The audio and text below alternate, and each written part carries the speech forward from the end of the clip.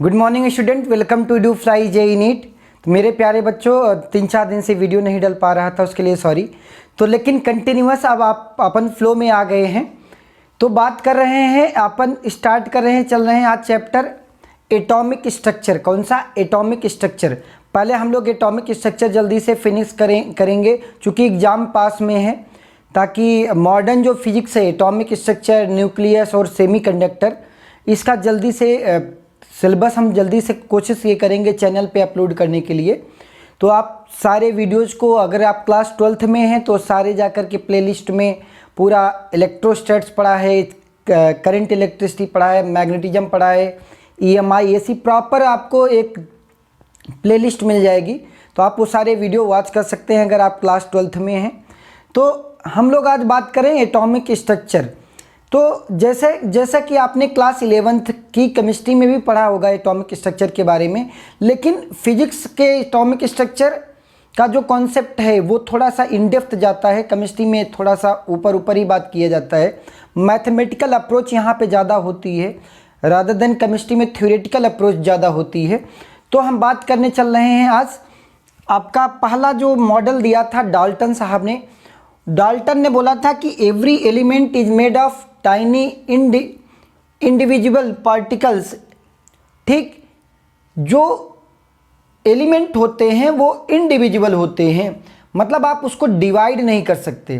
ठीक, अब दूसरी बात कर रहे थे atoms of the same element are identical. जैसे मान लें कि एक ही एलिमेंट है तो उसके बहुत सारे एटम्स होंगे उसमें, तो they are identical in nature, they are identical in nature. और उसमें यह भी बात की जाती है उसकी, चाहे वो केमिकल प्रॉपर्टीज हो चाहे फिजिकल प्रॉपर्टीज हो, वो सब के सब सेम होती हैं अगर वो आइडेंटिकल एटम है तो। लेकिन अगर वही जो है एटम डिफरेंट एलिमेंट का हो गया तो उसकी केमिकल प्रॉपर्टी नहीं सेम होगी, उसकी फिजिकल प्रॉपर्टीज नहीं सेम होगी। इसका मतलब क्या है? इसका मतलब ये है कि atom of the same element are identical in nature, either in terms of chemical perspective बात करें या फिजिकल पर्सपेक्टिव में बात करें, तो दोनों की प्रॉपर्टी क्या होती है? सेम होती हैं। फिर हम बात करते हैं all elements are made of hydrogen atom, जो कि इन्होंने गलत बोल दिया था, इनका स्टेटमेंट ही गलत था बेसिकली। जो इन्होंने बोला कि जितने भी एलिमेंट हैं सब के सब हाइड्रोजन एटम से ही बनाए जाते हैं। बाद में धीरे धीरे इनमें करेक्शन हुआ, सुधार हुआ, फिर बहुत सारी चीज़ें आई एनर्जी का। इन्होंने मतलब आगे चल कर के, जैसे डाल्टन साहब के बाद थॉमसन साहब आए, फिर बोर साहब आए, तो धीरे धीरे आप सीक्वेंस बढ़ा, करेक्शन हुए, फिर फाइनली जो है एटॉमिक मॉडल तैयार हुआ। तो बात करते हैं, इन्होंने बात किया था एटम जो है वो स्टेबल होते हैं, इलेक्ट्रिकली न्यूट्रल होते हैं। एटम जो है वो इलेक्ट्रिकली न्यूट्रल होते हैं। फिर एक साइंटिस्ट आए थे जिनका नाम था थॉमसन एटॉमिक मॉडल। थॉमसन ने साहब ने बोला था कि जो एटम्स होते हैं ना, एटम ऐसे अरेंज होते हैं, एटम में जो इलेक्ट्रॉन्स होते हैं वो ऐसे मान लें कि तरबूजा जैसे होता है ना, उसमें जैसे बीए उसमें धसे होते हैं, वैसे क्या होते हैं जो एटम होते हैं, एटम में इलेक्ट्रॉन वैसे ही धसे होते हैं जैसे तरबूजे में बीए धसे होते हैं। फिर उन्होंने दूसरा बात किया था कि जो एटम्स होते हैं वो इलेक्ट्रिकली न्यूट्रल होते हैं और वो कैसे होते हैं? स्टेबल होते हैं ना। उन्होंने कोई एनर्जी का इनका बैंड स्पेक्ट्रम दिया था न, और एनर्जी के बारे में ऐसी कोई जिक्र नहीं किया था।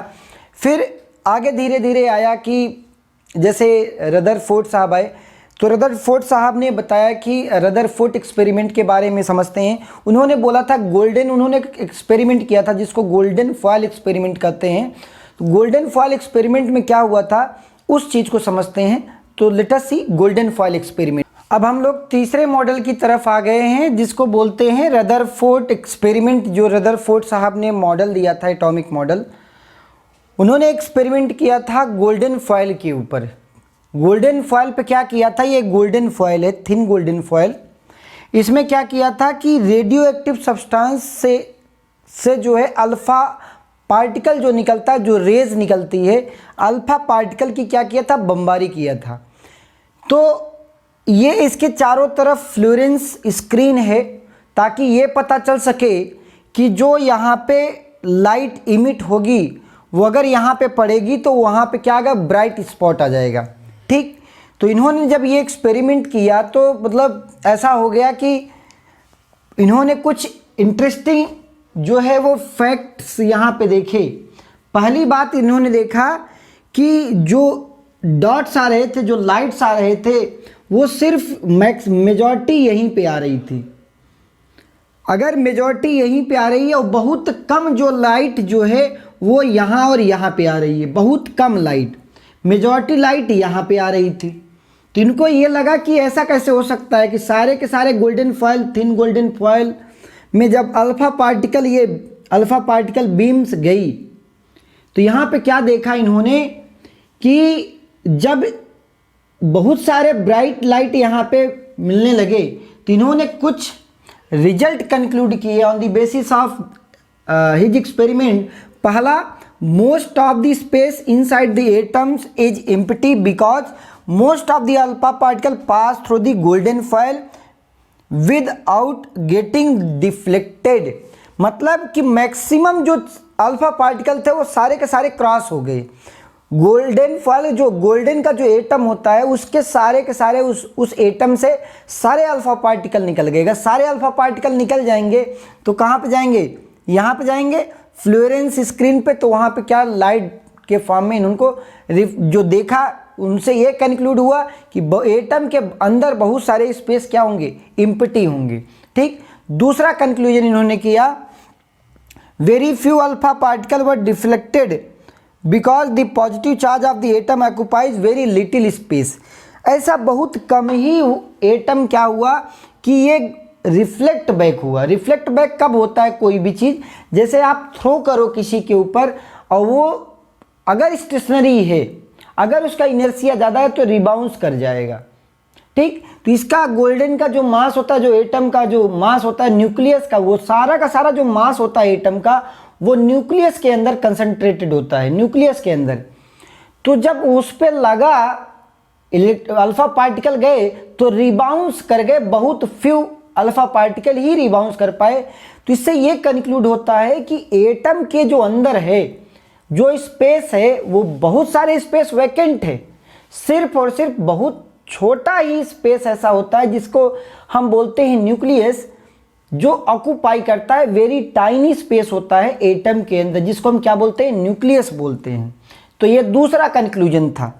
तीसरा कंक्लूजन इनका ये था कि very small alpha particle were deflected very large angle positive charge of mass gold atoms are concentrated with small volume. तो इसमें से एक चीज़ और इन्होंने देखा कि कुछ अल्फा पार्टिकल जो किसी एंगल पे निकल रहे थे, किसी एंगल पे निकल रहे थे, तो आप जिस एंगल से वो निकल रहे थे, आप उस एंगल से आप उसकी क्या बता सकते हैं? उसका वॉल्यूम बता सकते हैं, न्यूक्लियस का वॉल्यूम बता सकते हैं। ठीक। तो ऑन द बेसिस ऑफ ये गोल्डन फॉयल एक्सपेरिमेंट जो चीज़ें, तीन चीज़ें कंक्लूड की गई वो इस तरीके से हैं। पहला चीज़ जैसे आपने पढ़ा कि बहुत सारे अल्फा पार्टिकल जो है वो क्रॉस कर गए और क्रॉस करके फ्लोरेंस स्क्रीन पे लाइट दिए। इसका मतलब कि most of the space inside the atoms are vacant, पहला पार्ट। दूसरा पार्ट कि अगर गए हैं अल्फा पार्टिकल टकराया तो बहुत फ्यू चांसेज हैं कि कोई अल्फा पार्टिकल रिबाउंस कर जाए।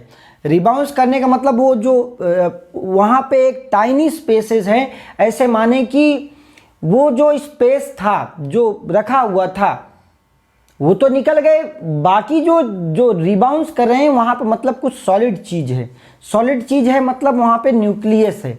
तो न्यूक्लियस का जो मास देखा गया, जो उसका वॉल्यूम देखा गया, on the basis of angle of scattering पढ़ते हैं, किस एंगल से वो निकल रहा है, तो उसके बारे में भी जानते हैं। तो let us see the concept of the scattering angle and all. हम लोग बात करने वाले हैं कि जो नंबर ऑफ पार्टिकल स्कैटर्ड होंगे या फिर स्कैटरिंग एंगल होगा उसका क्या रिलेशन है। मान लेते हैं कि ये न्यूक्लियस है Z/E, ये अल्फा पार्टिकल आया कितनी वेलोसिटी से? v वेलोसिटी से। अगर इसका अल्फा पार्टिकल का मास m है, वेलोसिटी v है, और Z/E टारगेट, जैसे यहाँ पे टारगेट एलिमेंट क्या था? याद करो टारगेट एलिमेंट क्या था आपका? गोल्डन फॉयल था। ठीक। तो यहाँ पे जो स्कैटरिंग एंगल होता है ये इतना बड़ा कांस्टेंट है k² JD की पावर 4 m v की पावर 4 v² m² v की पावर 4 साइन, ये इम्पॉर्टेंट है 1/sin टू द पावर 4 θ/2। तो यहाँ पे पूछा जाता है नंबर ऑफ पार्टिकल स्कैटर्ड, तो 1/sin को लिख सकते हैं कोसेक, क्या लिख सकते हैं कोसेक θ/2 की पावर 4। तो यहाँ पे कई बार नीट और जेईई में इससे क्वेश्चन आए हैं कि कितने पार्टिकल स्कैटर्ड होंगे। अगर एंगल थीटा बराबर 45 पे फेंका जाए, थीटा बराबर 90 पे फेंका जाए, थीटा बराबर 60 पे फेंका जाए, तो जो पार्टिकल स्कैटर्ड होंगे उनका रेशियो क्या होगा। इस टाइप के क्वेश्चन नीट में भी आए हैं और जेईई में भी आए हैं। तो आप एक बार प्रीवियस ईयर देख लेंगे। तो अब बात करने वाले हैं जो सबसे ज़्यादा इम्पॉर्टेंट है, जो कि अक्सर आता है। तो अगर आप चैनल पे नए हैं तो वीडियो पॉज करके सारी चीज़ें लिख भी सकते हैं, ठीक मेरे प्यारे बच्चों। अब हम बात करने चल रहे हैं कि आपके पास डिस्टेंस ऑफ क्लोजेस्ट अप्रोच। अब समझते हैं distance of closest approach. Distance of closest approach का मतलब ये होता है कि मान लेते हैं कि ये आपके पास, जैसा कि आपने देखा कि जो न्यूक्लियस होता है, न्यूक्लियस में क्या होता है, सिर्फ प्रोटॉन्स होते हैं और न्यूट्रॉन्स होते हैं। न्यूट्रॉन्स जो है वो न्यूट्रल होता है, लेकिन प्रोटॉन का जो चार्ज होता है उसमें नंबर ऑफ प्रोटॉन्स कितने होंगे, Z/E। अगर आपके पास एक एटम है जिसका एटॉमिक नंबर Z है और एटॉमिक मास A है, तो नंबर ऑफ प्रोटॉन्स किसके बराबर है, Z के बराबर होते हैं। तो यहाँ पे कितने प्रोटॉन्स हैं, नंबर ऑफ प्रोटॉन्स कितना हो जाएगा, Z charge on each proton. तो यहाँ पे जो वैल्यू आएगी, चूंकि ये पॉजिटिव चार्ज आएगा, यहाँ पे पॉजिटिव चार्ज है। अगर कोई न्यूक्लियस, कोई एटम अगर फेंका जाता है तो इसका भी चार्ज पॉजिटिव है, तो ये भी पॉजिटिव, ये भी पॉजिटिव, तो Q1 भी पॉजिटिव, Q2 भी पॉजिटिव। ऐसा हम अज्यूम करते हैं कि ये बहुत दूरी है, बहुत दूरी से फेंका गया। बहुत दूरी से फेंका गया मतलब कि इनके बीच की जो दूरी शुरू में थी वो बहुत ज़्यादा थी, तो उसकी जो पोटेंशियल एनर्जी होती है, चूँकि पोटेंशियल एनर्जी किसी, ऐसे समझे पोटेंशियल एनर्जी किसी पोजीशन को डिफाइन करता है। तो इसका अगर बहुत दूरी है तो Q1 Q2/R, R की वैल्यू अगर इन्फिनिटी होगी तो पोटेंशियल एनर्जी शुरू में क्या रही होगी, 0 रही होगी। लेकिन इसमें कुछ मतलब अगर ये v वेलोसिटी से आ रहा है, अगर ये v वेलोसिटी से आ रहा है तो इसका मतलब it is having some kinetic energy. तो यहाँ पे काइनेटिक एनर्जी Ke अगर मैं मानता हूँ, शुरू में potential energy 0, there is no internal force, या यूँ कहें कोई फ्रिक्शन नहीं एक्ट कर रहा है इस पे, so we can conserve the energy conservation. तो मुझे एनर्जी कंजर्वेशन में क्या पता है कि जो इनिशियल काइनेटिक एनर्जी होती है प्लस इनिशियल पोटेंशियल एनर्जी होती है वो बराबर किसके होती है, final kinetic energy plus final potential energy. तो शुरू में वेलोसिटी v मैक्सिमम थी, काइनेटिक एनर्जी Ke हो गया होगा, तो और बहुत दूरी था तो मतलब पोटेंशियल एनर्जी 0 थी। अब जब पास में आ गया, जिसका कॉन्सेप्ट आज हम डील कर रहे हैं, कॉन्सेप्ट बता रहे हैं, इसको बोलते हैं डिस्टेंस ऑफ क्लोजेस्ट अप्रोच।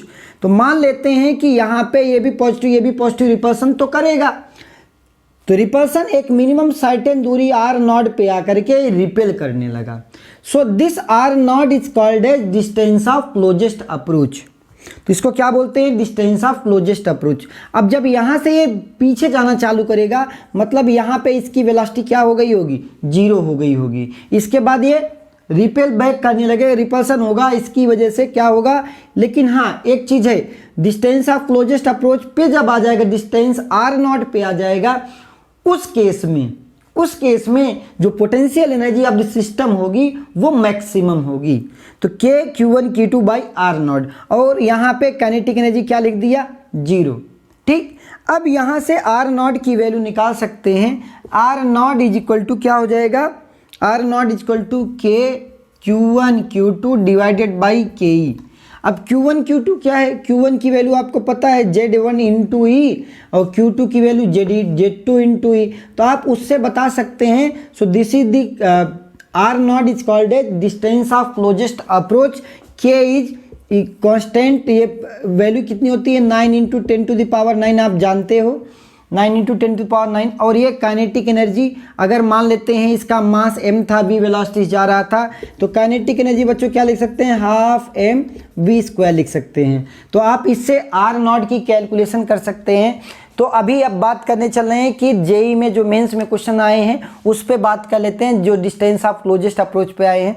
बहुत अच्छे क्वेश्चंस होते हैं, सो लेट अस सी दो। तो एक क्वेश्चन से बात करते हैं, अच्छा क्वेश्चन है, कह रहा है alpha particle with kinetic energy कितना, 10 मेगा इलेक्ट्रॉन वोल्ट। ध्यान से रखना ये एनर्जी है, मतलब इसमें काइनेटिक एनर्जी ही है, पोटेंशियल एनर्जी क्या है, 0 है। सो this is the maximum kinetic energy 10 mega electron volt is heading towards a stationary point nucleus. ये रेस्ट पे है, जैसे पिछला कंडीशन आपने देखा, ये न्यूक्लियस रेस्ट पे है जिसका एटॉमिक नंबर जो है वो कितना दिया है, 50 दिया है। बोला calculate the distance of closest approach. तो यहाँ पे कैसे कैलकुलेट करेंगे, चूंकि अल्फा पार्टिकल आप जानते हो इस पे चार्ज 2He4 होता है। अल्फा पार्टिकल मतलब होता है बेटे 2He4। तो यहाँ पे कितने चार्ज, जेड की वैल्यू कितनी है, 2 है, ठीक। तो यहाँ पे आपने क्या पढ़ा है, जो एनर्जी होगी kinetic energy initial plus potential energy initial बराबर kinetic energy final plus potential energy final. ये कॉन्सेप्ट आप जानते हो। तो kinetic energy initial kinetic energy इतना है, मैक्सिमम काइनेटिक एनर्जी है कितना, 10 मेगा मतलब होता है 10⁶। इलेक्ट्रॉन वोल्ट लिख रहे हैं तो हम ई लिख दिए, ई मतलब 1.6 10⁻⁻19 वोल्ट लिखेंगे तो हम डायरेक्ट लिख दिए, ठीक। तो इसको ये बराबर पोटेंशियल एनर्जी तो 0 है, ये बराबर किसके, काइनेटिक एनर्जी इस पॉइंट पे आएगा तो क्या हो जाएगा, 0। Potential energy k q1 q2 by r0। मान लेते हैं कि यहाँ पे आकर के r0 पे रुक गया, तो r0 is called as distance of closest approach, ठीक। तो ये वैल्यू कितनी हो जाएगी, k q1 की वैल्यू क्या है, अल्फा पार्टिकल है, अल्फा पार्टिकल मतलब z इंटू ई, तो यहाँ पे 2e लेंगे, क्यों, क्योंकि z की वैल्यू 2 है, तो 2e, ठीक। k q1 q2 की वैल्यू कितना, z2 इंटू ई। अब z2 की वैल्यू क्या दिया है, 50, z2 की वैल्यू 50 इंटू ई अपान r0।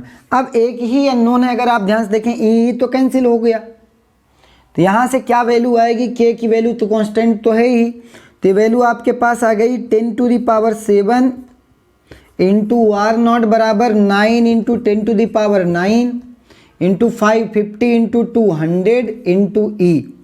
तो यहाँ से अगर r0 की वैल्यू कैलकुलेट करें तो यू विल गेट 1.44 10⁻⁻14, क्या आ जाएगा, 1.44 10⁻⁻14 metre.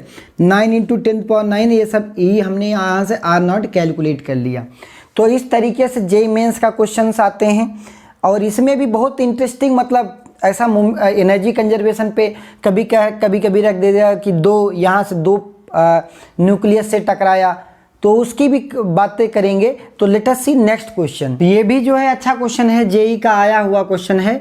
A beam of alpha particle of velocity, यहाँ पे दे दिया वेलोसिटी की वैल्यू, ठीक है। If scattered by a gold foil, जो एक्सपेरिमेंट आपने किया था 79 जेड नंबर है इसका, वो find out the distance of closest approach if alpha particle to the gold nucleus, ठीक। The value of charge to mass ratio of alpha particle दिया है डायरेक्ट आपको, ये 14.8 10⁷ कूलम पर kg। तो एक्चुअली हो क्या रहा है, आपने कर क्या रहे हो, kinetic energy initial, potential energy तो 0 है, ये बराबर k q1 q2 by r0, यही कर रहे हैं। तो यहाँ पे काइनेटिक एनर्जी कितना, हाफ m v², ये बराबर कितना, k q1 की जो वैल्यू है date is 2e। Alpha particle है ना, एक पहला अल्फा पार्टिकल है, दूसरा जेडी है, गोल्ड है, तो 2e into 79e 79k q1 q2 by r0। तो यहाँ से अगर आप ध्यान से देखें तो वैल्यू क्या r0 की लिख सकते हैं, r0 बराबर 2k 2e divided by m 2e by m 79e, alright. यहाँ पे divided by v square divided by v square, where v is the velocity of the alpha particle या अल्फा बीम बोल सकते हैं।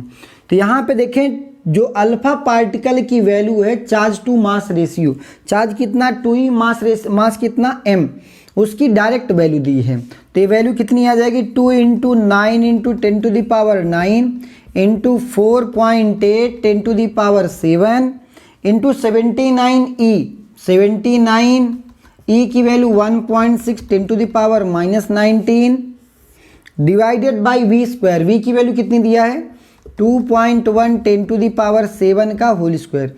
तो अगर आप इसको सॉल्व कर लेंगे तो then you will get the value of distance of closest approach. तो मैंने आज मोस्टली क्या कवर किया है, आज आपको पहला Dalton's model, atomic Dalton's atomic model, Rutherford atomic model, फिर आपका जो मेजर कॉन्सेप्ट कवर किया distance of closest approach, scattering angle, golden foil experiment, इन सब चीज़ों का आज इस जो लेक्चर आपने देखा आपको ये सारे कॉन्सेप्ट क्लियर हुए। प्लीज़ कमेंट बॉक्स में ज़रूर कमेंट करें। तो मेरे प्यारे बच्चों जो आप चैनल पे नए हों तो चैनल को सब्सक्राइब जरूर करें।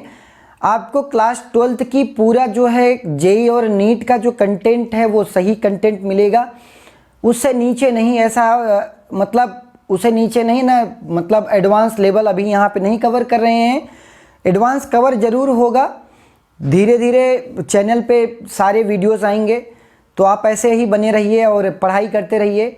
आपका एग्ज़ाम भी पास में है, जेई मेंस वाले बच्चे 15 दिन बाद एग्ज़ाम है, 20 दिन बाद, तो आप अपनी तैयारी अच्छे से रखें।